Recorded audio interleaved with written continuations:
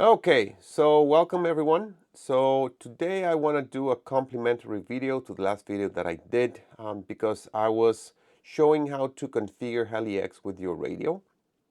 And today I'm going to do that, but I'm having secondary footage with my actual radio doing the configuration so that it's hopefully clearer and easier. So on the video, actually, I was using a different radio. I was using my V-Control Classic. I use that via cable. I actually hardwire it. That's how I usually sim because I have, it's the same ergonomics. I have the same radio. It's a V-Control Touch for my real-life helicopters. But before I used a Spectrum radio, and I use that still for the micro helicopters. And I'm using this wirelessly with an RX2 SIM, which is basically a USB adapter, and I connect a Spectrum satellite transmitter to it. But Spectrum sells, a wireless transmitter that's a USB. It connects to your computer, and you can use it to connect to your Spectrum radio. So that's what I'm going to be using today, which I think is a setup that's more common out there probably. But regardless, it's basically the same. So as I was explaining on my other video, basically what you have to do is to search for USB on your computer, set up USB game controllers, make sure that it pops up. On the other video I had V-Control here. Now it's RX2 SIM. You need to make sure that when you move your sticks on your radio, that you actually see things happening. So in here it's the C rotation that controls the collective, and the C axis that controls the rudder, then the x-axis and the y-axis that control the elevator and the aileron. And in the Spectrum, it's a little bit different. In the V-Control, we had 3 position switches, and 2 of the positions were one channel and the other position was a different channel.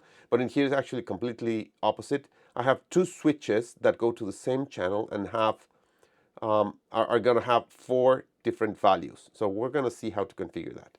Okay. So, and now that you see that your radio is talking in Windows correctly, let's get out of here and let's go into RX2 SIM.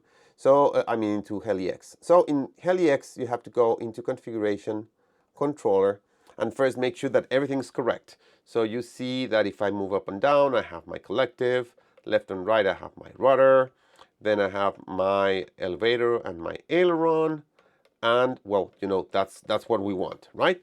So everything moves correctly. Now I'm going to go to the buttons and I'm going to remove what I have right now so that we can have a fresh start.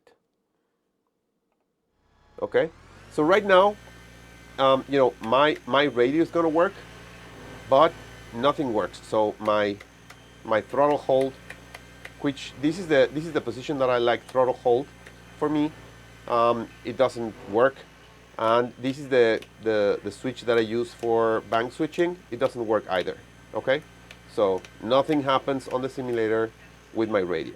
Okay, so we're going to land, and we're going to go again to configuration controller, and we're going to change here. So in here we're going to go with buttons, and we're going to configure now those settings. So as I said, these 2 switches are basically the same channel.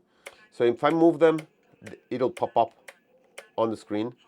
So there's 4 different. One is when it's off. Well, when it's throttle hold. When it's on throttle hold, it'll give a -100. When it's not in throttle hold, then it'll read any of these positions. So it'll be -65, 50, and 0. Okay, so what I want is, because how I put my finger in here, I like that my common flight setting for the switches is this one back and this one to the front, so I have a little bit more space to put my finger. So this position will be throttle off. Throttle cut off. So enable the engine, turn on the engine, and all the way back here I usually fly on stunt 3. So idle up 3 is going to be here. So this position, if you see in all these rows in here in the middle column, the 3rd row has that when I'm at 0%, the little red mark is approximately halfway, right? It's approximately halfway through the entire travel of here. So what you want to do is then set up this row to have these two marks in between that red mark, because that means then that when you're at 0, which is this red mark right in the middle, you want to use this row for a function, which means, you know, when it's at 0%, right? So it's between -13 and +12. This is what that means. We can close it up a little bit more. So -10. Oops, I don't think it allows us to close that little. Okay, so -13 and 10. Okay, so the idea is that these two green marks have to be there. Now, when that happens, what we want is to have idle up 3. Okay, so we select idle up 3 here, and then it'll light up. Then the next position, the red mark moved, and now it's about a quarter of the travel, which means that it's minus 50% of value, and that minus 50% of value is getting caught up here. So, you know, again, move the sliders so that you catch that value, right, at between -60 and -40. So whenever the value is between -60 and -40, or -50 in this case, right, in between those values, then we want something else. We will want idle up 2. Okay? Then, on the third position, as you can see, the third position is -65%. So when we are between -75 and -54, then we want to select here and select the function that you want. Okay, so as you can see, when the red mark hits this row that says idle up 3, that's when idle up 3 will be enabled. When the switch moves and gives me this value, then it'll be outside of everything else and inside idle up 2, and in here idle up 1. Okay? Now, what we want also is throttle cut. So throttle cut, when we move this switch, then we'll have a -100 of value. And -100 is outside of everything else, but inside here, so I've moved this all the way here to the left so that it catches the -100 value. So we select the row, and it's going to be the auto rotation. So remember that the auto rotation is a preset that it basically kills the engine. So that's what it's going to do, okay? Now, one more thing that we need to do here is that because when we removed everything, Heli-X needs to have settings for idle ups, so it defaults to the keyboard. So we select it, and we press the delete key on the keyboard. Then same thing with the idle up 2, and same thing with idle up 3. Okay? And I go a little bit more into detail on my other video, but I wanted to show it, you know, with an actual radio so that you guys can see it. Okay? So now what we can do is, if we move our switch, then we have power. Okay? So now the helicopter can have on and off. Okay?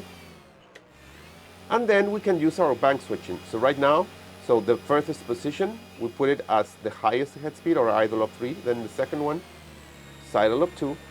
So you could hear that it goes down, and then idle up 1.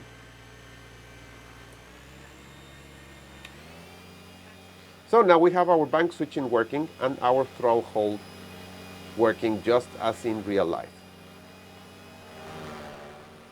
So now we can fly, and we want to fly, you know, on high head speed and do all our crazy 3D maneuvers, which I cannot do, but at least, you know, they can be done. Or if you want to do a little bit more of laid back practice, of course, I was not thinking correctly. So anyways, that's how it works. So you can now use the switches on your radio to control whatever happens on your simulator helicopter. So I hope that worked, that helped you a bit. There's another video that goes a little bit more into depth into these with the V-Control, and that's just, you know, without the footage of the radio, so just on the screens if it's easier for you.